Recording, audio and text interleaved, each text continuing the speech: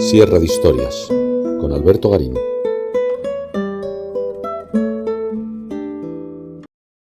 El duque de Buckingham, uno de los personajes de la novela de Alejandro Dumas, Los Tres Mosqueteros, fue un personaje real. Favorito del rey Jacobo I, principal político en la corte de su hijo Carlos I, además fue un notable coleccionista de arte que introdujo las modas dominantes en la Europa de comienzos del siglo XVII en la corte inglesa. Hoy vamos a recorrer la vida del duque de Buckingham para entender por qué esa querencia por el arte europeo y cómo fue capaz de reunir a los artistas más notables y las obras más destacadas de esos comienzos del siglo XVII para hacer de Inglaterra un país más apuntado a las formas clásicas. Enrique de Borbón fue nombrado rey de Francia como Enrique IV en 1589. Sin embargo, por su condición de hugonote calvinista francés, hubo de combatir contra el Partido Católico francés apoyado por Felipe II de España hasta que en 1593 decidió convertirse al catolicismo. Es entonces cuando se le atribuye la frase de «París bien vale una misa». Para garantizar su seguridad en esos años de guerra, Enrique IV creó una compañía de caballería ligera que había de estar integrada esencialmente por gascones. La elección no fue gratuita. Antes de ser rey de Francia, Enrique lo había sido de Navarra, un pequeño reino al norte de los Pirineos que en su época ya solo abarcaba la Baja Navarra y los señoríos de Foix y Albret, territorios todos ubicados en la Gascuña, de modo que esa compañía de guardias del rey estaba integrada por sus súbditos más fieles. En 1622, el hijo de Enrique IV, Luis XIII, reorganizó esta guardia real dotándoles de mosquetes como arma de combate. Surgieron así los mosqueteros, que habían de estar integrados por jóvenes gentilhombres siempre gascones. A la par, el cardenal Richelieu, primer ministro de Luis XIII, también quiso contar con su propia guardia de mosqueteros, que provocarían continuas trifulcas al enfrentarse con los mosqueteros del rey. Sin duda, el mosquetero más famoso fue Charles de Batz de Castelmore, señor de D'Artagnan, nacido hacia 1611 y que entró en la compañía de los mosqueteros hacia 1633, cuando dirigía esta el señor de Treville. La compañía de mosqueteros fue disuelta en 1646 por el cardenal Mazarino, valido del nuevo monarca Luis XIV. Pero los mejores mosqueteros siguieron al servicio del rey, incluido D'Artagnan, que trabajó hasta su muerte en 1673 para Luis XIV. Es sobre este personaje histórico sobre el que Alejandro Dumas construyó su novela Los Tres Mosqueteros. Aunque Dumas cambió el contexto histórico de los personajes, haciendo que D'Artagnan trabajase para la reina Ana de Austria, esposa de Luis XIII y madre de Luis XIV, en el año 1625, por tanto, cuando el verdadero D'Artagnan aún era un adolescente. El mosquetero había de salvar el honor de la reina, recuperando unas joyas que Ana de Austria había entregado al duque de Buckingham durante la visita de este a París en 1624. Dicha visita ocurrió históricamente, y al parecer, Buckingham había tratado de seducir a la reina, con lo que se ganó la enemistad de Luis XIII y de Richelieu. Georges Villiers, primer duque de Buckingham, había nacido en 1592 en el seno de una familia de la baja nobleza inglesa. Fue formado para vivir en la corte del rey, y en su educación se incluyó un viaje por Francia en su adolescencia, donde llegó a aprender francés. En 1614, Villiers, aún no tenía el título de duque de Buckingham, entró al servicio del rey de Inglaterra Jacobo I. El rey Jacobo tenía una predilección por los jóvenes atractivos, y Villiers pasaba por ser uno de los hombres más guapos de la corte. Inicialmente destacó como bailarín y animador de mascaradas, y rápidamente fue ascendiendo en las funciones que desempeñaba para Jacobo I, quien lo ennoblecería hasta convertirle en duque de Buckingham en 1623. Para ese entonces, Villiers, además de sus cargos políticos, aspiraba a marcar las pautas en cuestiones de moda y arte en la corte inglesa.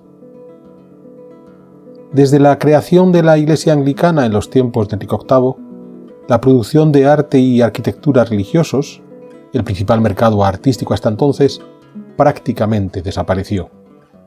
Durante el reinado de Isabel I, es cierto que se publicó el Tratado de Arquitectura de John Shute en 1563, basado en los libros de Vitruvio y Serlio, pero su incidencia fue escasa. En la arquitectura inglesa siguieron dominando las formas tradicionales o de raíz medieval. En pintura se había abandonado la temática cristiana y la mitológica era escasa. Básicamente, lo que vamos a encontrar son retratos, en muchos casos, elaborados por artistas flamencos protestantes huidos de las persecuciones religiosas. La situación cambió con el reinado de Jacobo I. Rey de Escocia desde 1567, fue coronado rey de Inglaterra en 1603 a la muerte de Isabel I. Aunque su reinado comenzó de forma aparatosa, con la conspiración de la pólvora de noviembre de 1605, donde un grupo de disidentes católicos quisieron hacer explotar el edificio del Parlamento cuando el rey acudiese a abrir la sesión, Jacobo I trató de recuperar a los nobles católicos que habían quedado marginados en tiempos de Isabel I. Entre ellos destacó Thomas Howard, conde de Arundel, nacido en 1585, quien no solo recuperó sus títulos y bienes, sino que desarrolló una importante actividad política y diplomática durante el reinado de Jacobo I. Sabemos que Howard en 1612 realizó un primer viaje al norte de Italia, pasando tanto a la ida como a la vuelta por Amberes en Flandes. En ese primer viaje comenzó a pulir su gusto artístico. Entre 1613 y 1614 hizo un segundo viaje a Italia, llegando hasta Roma y Nápoles, lo que le causó algún inconveniente en Inglaterra, por aquello de ser un inglés católico visitando la ciudad de los papas. Es entonces cuando comenzó su colección de esculturas antiguas, pero también de dibujos y pinturas de los maestros de los siglos XV y XVI, Leonardo, Rafael, Durero, el Parmigianino. En ese segundo viaje, de 1613-1614, Howard se hizo acompañar de Íñigo Jones. Íñigo nació en 1573 en el seno de una familia de relojeros católicos de origen galés. Todo indica que antes de 1603 ya había realizado un viaje al norte de Italia, donde aprendió las formas de dibujar propias del Renacimiento italiano. De vuelta en Inglaterra, se dedicó a montar escenarios para obras de teatro. Hemos de pensar que estamos en los tiempos de Shakespeare, pero sobre todo preparó numerosas mascaradas, diseñando los disfraces de los participantes y los escenarios para la actividad. Ante las limitaciones puestas a los artistas en el arte oficial, estas actividades en principio menores, como los escenarios teatrales o las mascaradas, se convirtieron en el mejor refugio para la creatividad. Pero fue tras el segundo viaje a Italia con Thomas Howard cuando Jones volvería con todas esas ideas paladianas que puso en marcha en la arquitectura que desarrollaría en los siguientes años, sobre todo al servicio del rey Carlos I, hijo de Jacobo I. Thomas Howard, por su parte, cuando visitó Amberes, entró en contacto con el círculo de pintores de la ciudad y posiblemente con el mismísimo Rubens. Fruto de esa relación, en 1618 Howard logró que el neerlandés Daniel Meertens se trasladase a Inglaterra. Y en 1620, que fuera el mejor discípulo de Rubens, Anton van Dyck, quien viajase a Londres, donde el conde de Arundel consiguió una pensión anual de 100 libras esterlinas para el joven artista flamenco. Es cierto que a los pocos meses Van Dyck pidió permiso para viajar a Italia, permiso que se le concedió no regresando a Inglaterra hasta 11 años después. De esta manera, tras el viaje a Italia de Íñigo Jones y la llegada de Meertens y Van Dyck, la corte de Jacobo I comenzó a abrirse al arte clásico de los países católicos al que se había resistido hasta entonces. Es en ese momento cuando Georges Villiers, duque de Buckingham, logró ejercer su total influencia sobre el rey Jacobo, opacando, entre otros, a Thomas Howard, conde de Arundel, aprovechando para contratar los servicios de Meertens, pero también de Van Dyck, durante esa primera estancia del pintor flamenco en Inglaterra. A Van Dyck, Buckingham le hizo un singular encargo: ante los persistentes rumores de la relación amorosa entre el rey Jacobo y Buckingham, este se hizo pintar desnudo junto a su esposa, Catherine Manners, representados como Adonis y Venus. Otra obra de tema mitológico que Van Dyck hizo para Buckingham en 1620 fue la Continencia de Escipión, que narraba cómo el general romano Escipión, tras vencer a una tribu de hispanos, rechazó educadamente a la hija doncella de uno de los líderes derrotados que se le había entregado como trofeo por su victoria. Como testigo principal de la escena aparecía el propio Buckingham. Lo interesante de estos dos cuadros de Van Dyck, más allá del uso publicitario que hizo Buckingham de ellos, es que la mitología, con la excusa de retratar de forma figurada al comitente, regresaba por la puerta grande al arte inglés. En 1623, Buckingham partió de viaje con el príncipe de Gales, Carlos, futuro Carlos I, hacia España. El objetivo era conseguir la mano de la infanta María Ana de Austria, hermana pequeña del rey Felipe IV, para el príncipe Carlos. La negociación no llegó a buen puerto por las duras condiciones que Felipe IV quiso poner a su futuro cuñado Carlos, comenzando por que volviera al catolicismo, a lo que se unió la propia actitud grosera del duque de Buckingham, que se ganó el rechazo de la corte española. Pero más allá de las frustraciones amorosas del príncipe de Gales, si algo impresionó tanto al futuro Carlos I como a su consejero Buckingham, fue la colección de obras de arte que ya habían logrado reunir los Habsburgo en Madrid, y que habría de crecer sustancialmente durante todo el siglo XVII.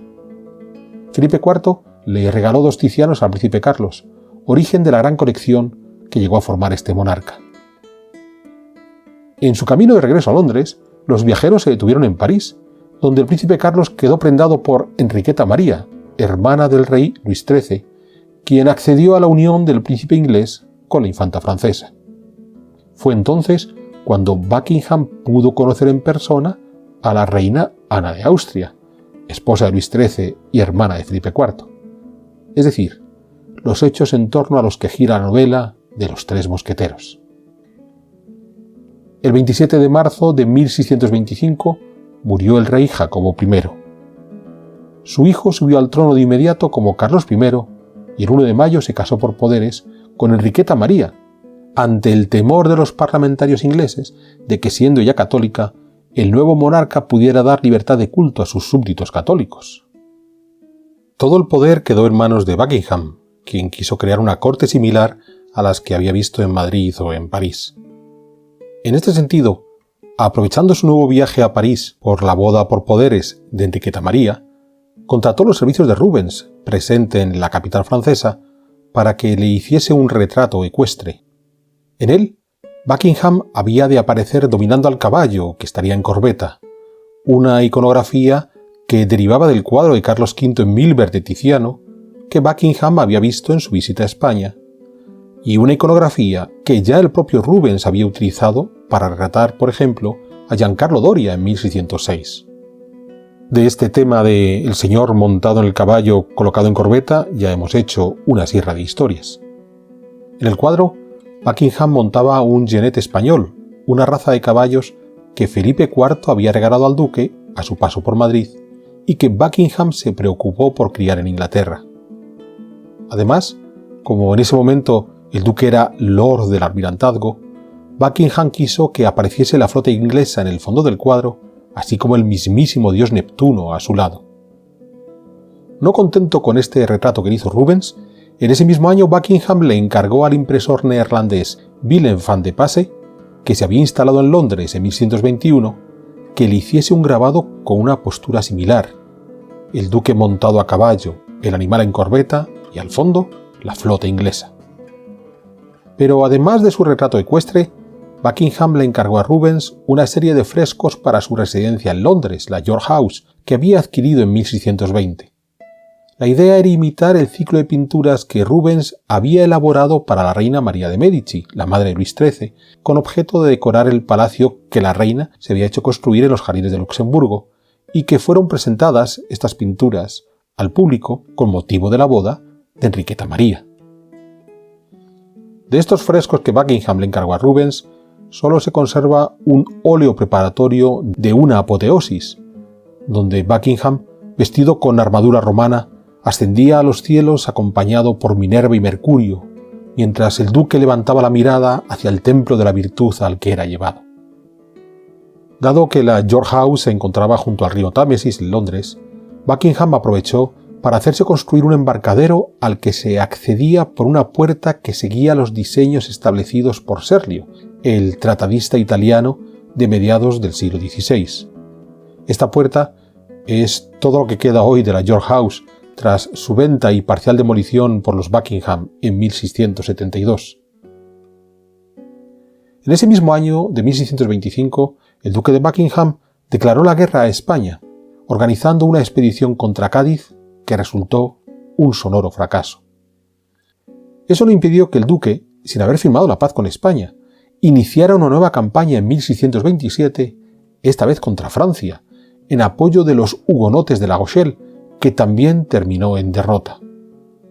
Las críticas contra Buckingham no se hicieron esperar, y tanto los parlamentarios de Londres como el pueblo llano comenzaron a atacarle, a lo que el duque respondió organizando una serie de mascaradas donde se burlaba de aquellos que lo vilipendiaban. En ese ambiente crispado es donde hemos de entender la última pintura que Buckingham encargó, en este caso, al artista neerlandés Gerard van Honthorst, que había llegado a Londres en 1628, invitado por el rey Carlos I. Se trató del cuadro Apolo y Diana, donde Carlos I aparecía como Apolo, su esposa Enriqueta María como Diana, y ante ellos se presentaba Buckingham, representado como Mercurio, que es quien ocupa el centro del cuadro y que se hacía acompañar de una serie de damas que simbolizaban las artes liberales: la gramática, la lógica, la retórica, la astronomía, la geometría, la aritmética y la música.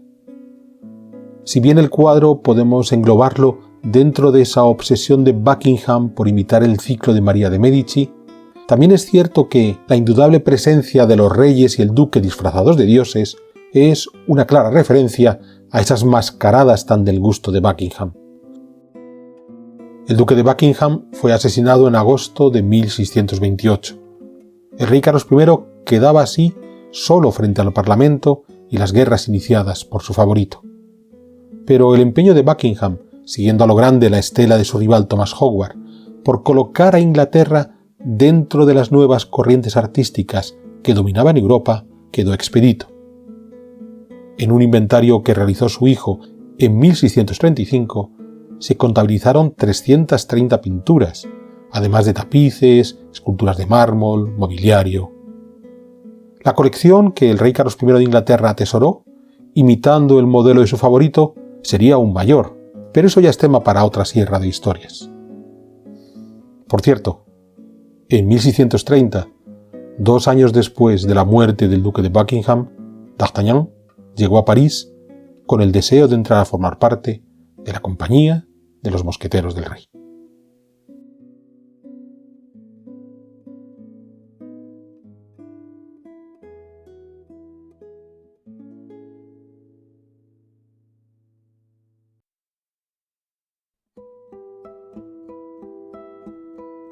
¿Quieres incorporarte a la comunidad de Sierra de Historias?